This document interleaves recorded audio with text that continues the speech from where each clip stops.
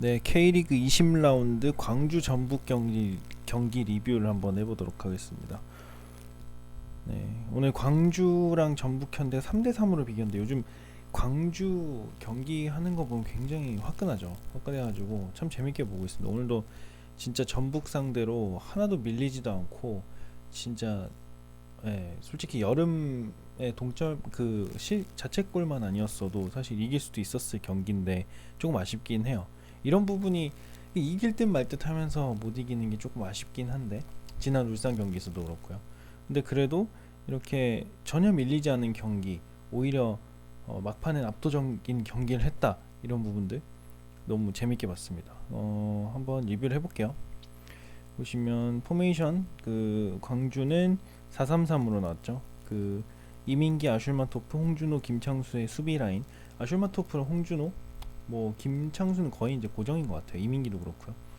포백이고요. 그리고 박정수, 임민혁, 여름, 이렇게 미들 라인이 나왔고, 그리고 임민혁이 조금 더 앞선, 그러니까 CAM 정도의 자리인 것 같아요.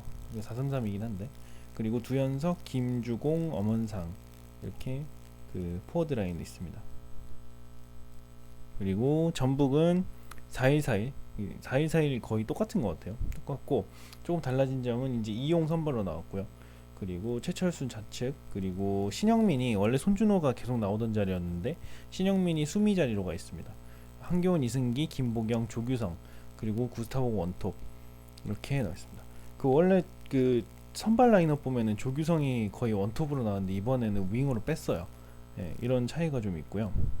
좀 살펴보면 광주 같은 경우에는 박진섭 감독이 사실 되게 이제 전략가로 알려져 있다고 하더라고요.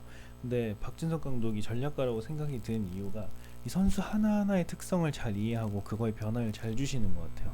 그러니까 어떤 변화의 특성, 이 케미, 이런 것들이 발견되면 바로바로 이제 바꾸는 형태인 것 같거든요. 오늘 경기에서 좀 눈여볼 거는 확실히 이제 MOM은 역시 엄살라 엄원상이죠. 엄살라 스피드, 그리고 돌파는 진짜 광주 최대 무기입니다. 오늘 윌리안이 안 나서 좀 아쉽긴 한데 그래도 공간이 나면은 역습 상황에서는 절대 밀리지 않고, 그러니까 밀리지 않는다기보다는 공간을 찾아서 쭉쭉 나가요. 스피드를 못 따라오죠. 네. 그리고 드리블도 치는 거 보시면은 엄원상은 툭툭툭툭 빠르게 치면서 아주 잔발로 이렇게 딱 치면서 나가기 때문에 수비하기가 굉장히 어렵습니다. 어떤 방향으로 갈지 모르기, 튈지도 모르고 수비수 움직임에 따라서 이제 바로바로 이제 방향 전환이 되니까 그런 선수이기 때문에 굉장히 수비하기 어려운 선수죠. 엄살라 그래가지고 오늘 또 스피드 하나만 가지고 최철순 따돌리고 2득점 했잖아요. 이게 철순이 형 못 따라가요. 철순이 형이 따라갈 수 있는 수준이 아니고 네, 첫 번째 골도 보시면은 형태가 어땠냐면, 첫 번째 골도 지금 이제 다 나가 있던 상황이었죠. 전북 같은 경우에는 다 나가 있던 상황이었고, 엄원상이 여기서 이제 들어오고 있던 상황이었거든요. 들어오고 있던 상황이었고, 침투하고 있던 상황이었고, 볼이 이렇게 쭉 넘어서 흘러오고 있었어요. 넘어오고 있었는데 요거를 철순 형이 같이 따라오고 있었는데 못 따라잡았죠. 그래가지고 엄원상이 여기서 툭 그냥 한번 툭 쳐줘가지고 로빙 가볍게 넘기는 거 있잖아요. 골키퍼 나왔을 때 살짝 이렇게 넘겨가지고 슉 이렇게 넘겨가지고 골 넣었죠. 전반 3분 만에. 여기서부터 바로 이제 스피드 차이가 좀 생기는데, 엄원상은 절대로 이 선수는 나보다 좀 거리가 있기 때문에 내가 먼저 볼을 확보할 수 있을 것, 소유할 수 있을 것이다라고 판단할 수 있는 선수가 아니에요. 그렇게 생각하는 순간 수비는 망하는 거죠. 그런 형태였던 거고, 그리고 두 번째 골 상황에서도 그랬던 게 볼을 찔러주고 나서 이게 아마 누가 찔러줬죠? 네, 임민혁이 찔러줬을 거예요. 맞아, 임민혁이 이쪽에서 볼을 쭉 찔러줬고, 대지를 가르는 패스 정도 느낌 나는 그런 걸로 쭉쭉 이제 찔러줬고, 여기서 이제 철순이 형이 같이 붙었단 말이죠. 붙었는데 여기서 가다가 철순이 형이 경합 좀 하다가 그 이제 그 엄원상이 슛을 쫙 쏴가지고 그 왼쪽 그 사이드 측면 쪽으로 왼쪽 그 골대 구석으로 아예 그냥 찔러 넣어서 골 만들었죠. 뭐 쓰러지긴 했지만 여튼간에 이 스피드 자체가 못 따라가죠. 그러다 보니까 수비수가 볼을 소유해서 뺏을 수가 없어요.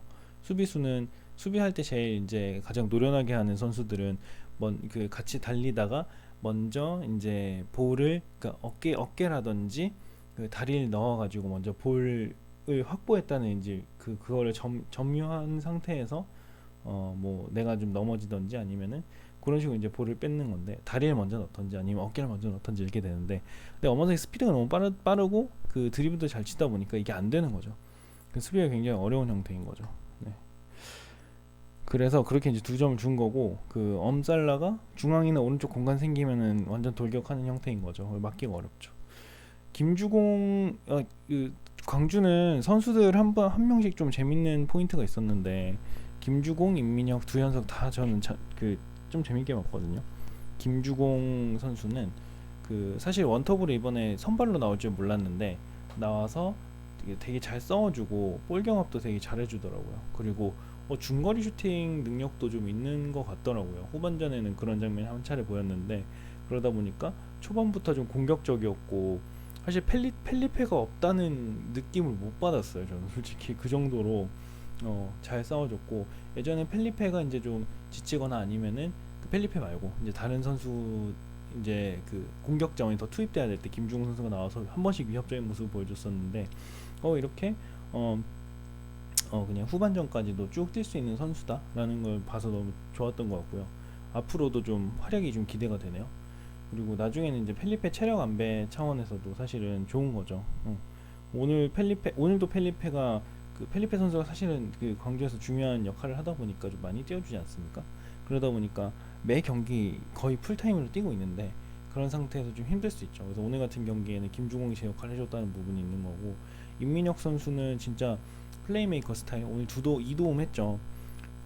전방 스위칭이나 아니면 가담 같은 것도 좋았고 홍준호가 이제 골 넣을 때 골 장면에서도 이제 그 프리킥을 했었죠.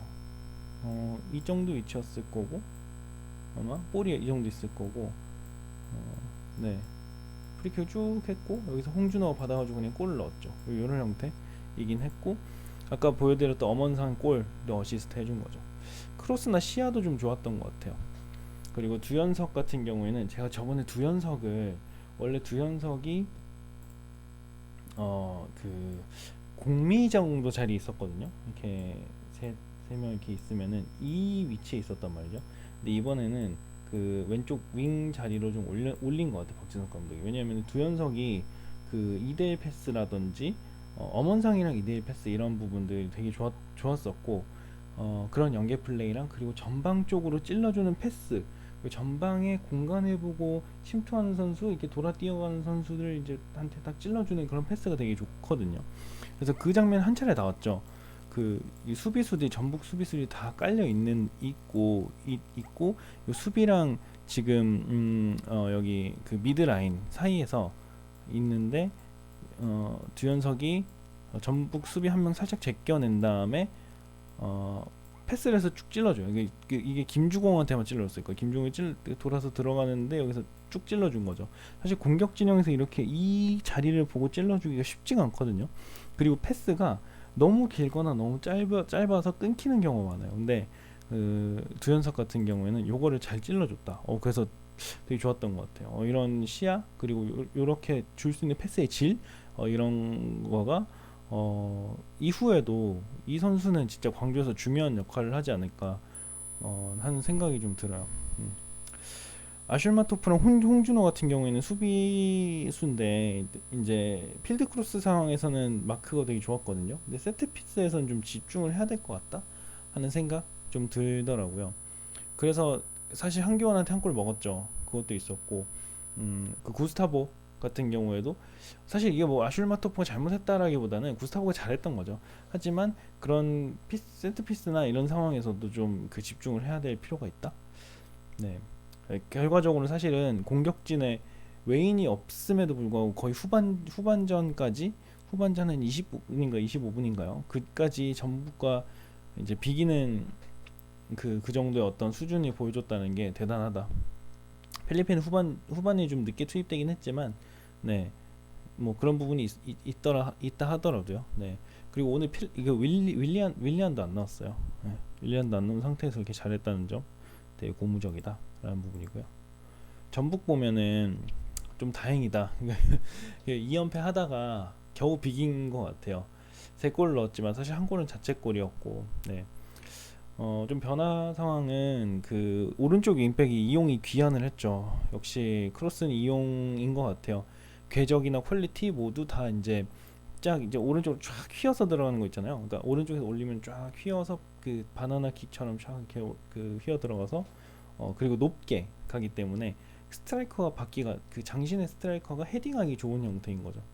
네, 그런 부분이 이용의 가장 큰 장점인데 그게 다시 돌아왔다. 계속 안 나오다 그죠? 그리고 두 번째 골 상황에서도 사실은 낮은 크로스가 이제 이용이 올려준 거죠. 그래서 이승기 스쳐가지고 여름 맞고 자책골이 된 상황인데 상황은 이제 이승기가 여기 있고요. 그리고 이용이 요점에 있었어요. 네, 한교환이 있었던 것 같고 이렇게 그 이용이 낮은 크로스를 쭉 줬는데 이승기의 발을 아주 살짝 맞고 스쳤는데 요게 바로 좀 빠르게 가면서 여름에 발 맞고 들어갔거든요. 여튼 이용은 이렇게 높은 크로스, 낮은 크로스 가릴 것 없이 다양하게 크로스를 해줄 수 있는 선수라서 이런 부분이 가장 또 좋았고요. 그리고 조규성이 이번에 포메이션 중에 가장 재밌었던 거는 또 조규성이 원래 톱으로 나오다가 윙으로 나왔어요. 톱보다는 좀 안정적이었던 것 같아요. 톱에서 계속 이제 그 구스타보처럼 이렇게 때려준 그 버티고 때리고 그 볼 확보하고 돌아서고 이런 부분들 있잖아요.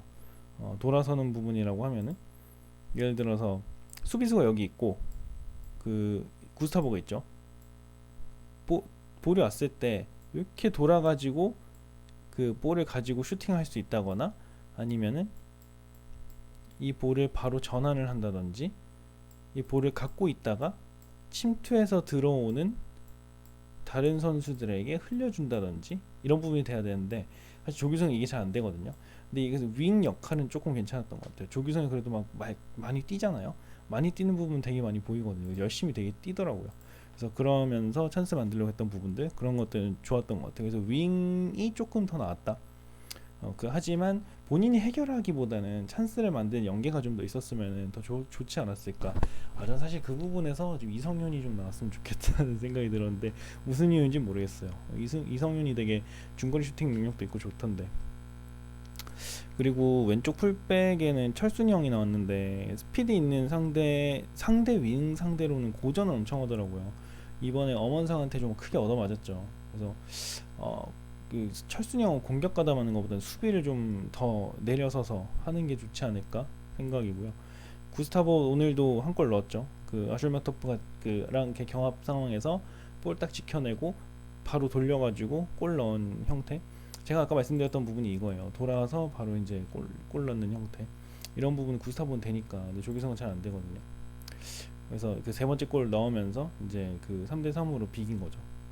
동국이 돌아왔는데 출전 시간이 되게 짧았어요. 그래서 뭔가를 보여주거나 이러지는 못했고 마침 그 뭐 펠리페나 광주가 막 몰아치고 있는 상황에서 들어와서 사실은 뭐 별다른 사실 그런 걸 뭘 보여주진 못했거든요.